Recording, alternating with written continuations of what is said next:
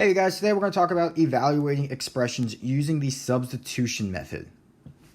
A huge thing is that you substitute values into your expression. You never plug in. I did not use that.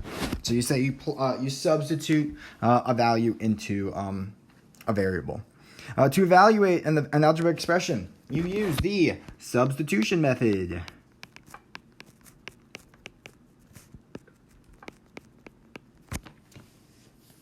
The substitution property means to replace the variable or variables with known values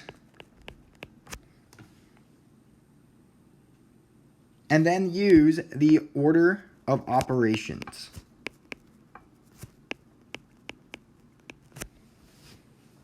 So down below, I have 4 expressions here.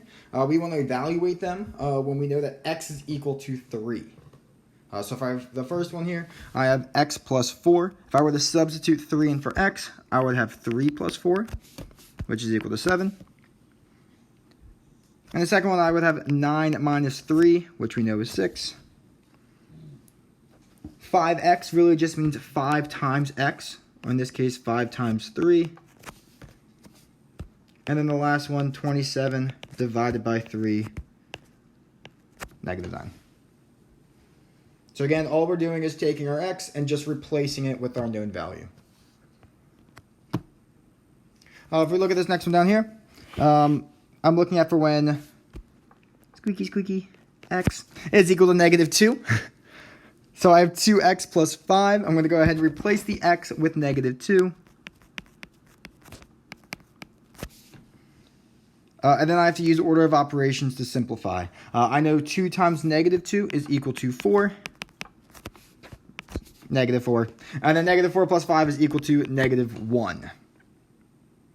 I want you to go ahead and do the next 3 here. Substitute negative 2. Pause the video. Thanks. Did you pause it? Okay, just checking. This is what all your substitutions should look like.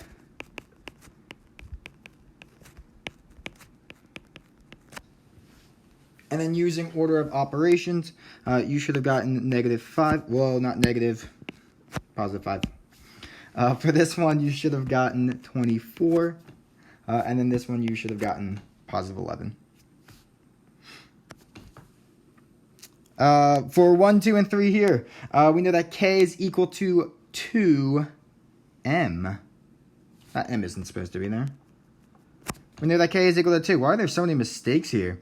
M is equal to 7 and n is equal to 4. We have to substitute the values in and then evaluate the expression. So if we look at number 1, I have 6m minus 3k. I have 6 times m, in this case 6 times 7, minus 3 times k, or 3 times 2.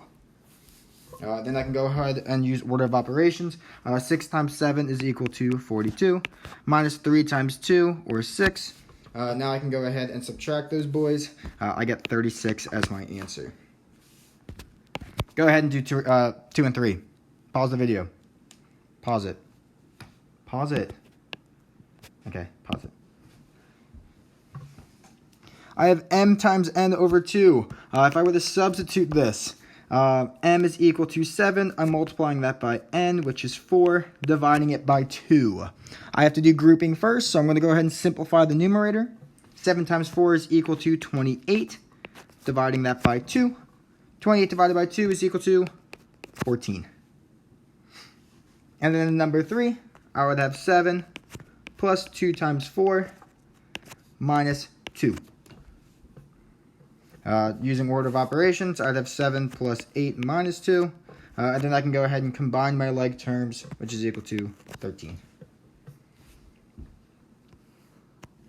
Using a table to evaluate functions. I definitely did not give us enough room. But we can zoom in. All right.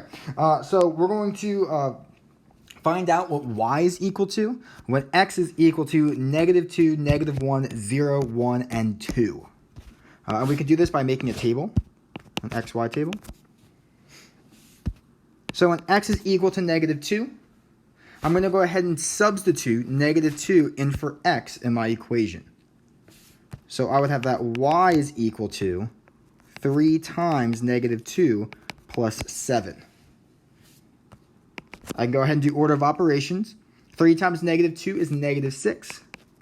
Still have plus 7. Add those two, I get 1. So when x is equal to negative 2, y is equal to 1. Let's do it for when x is equal to negative 1. Again, I'm substituting it in for x. Y is equal to 3 times negative 1 plus 7. I'm going to go ahead and multiply 3 and negative 1 together, and then add 7.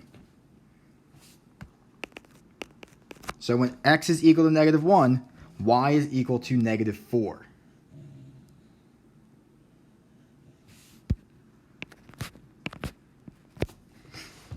So go ahead, try out when x is equal to 0, 1, and 2. If you're a little unsure, you don't have to pause. Try to get the next one maybe, and then try if you can get 1 and 2 on your own. So for this one, y is equal to 3 times 0 plus 7. 3 times 0 is just 0, plus 7, we get 7 back.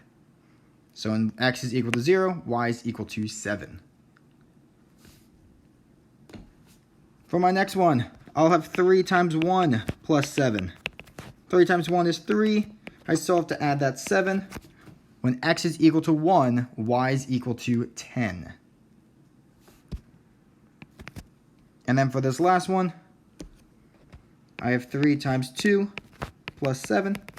3 times 2 is 6. I add 7. That does equal to 13. Boop, boop, boop. Alright, again, we're going to make an XY table, or for this one, an X and an F of X table. We're still using our same values of negative 2, negative 1, 0, 1, and 2. Substituting them in for X, finding out what F of X is equal to. So in the first one, I would have 1/2 times negative 2 minus 9. 1/2 times negative 2 is equal to negative 1. Minus 9 equals negative 10. Negative 10. Go ahead and fill out the rest of this table, please.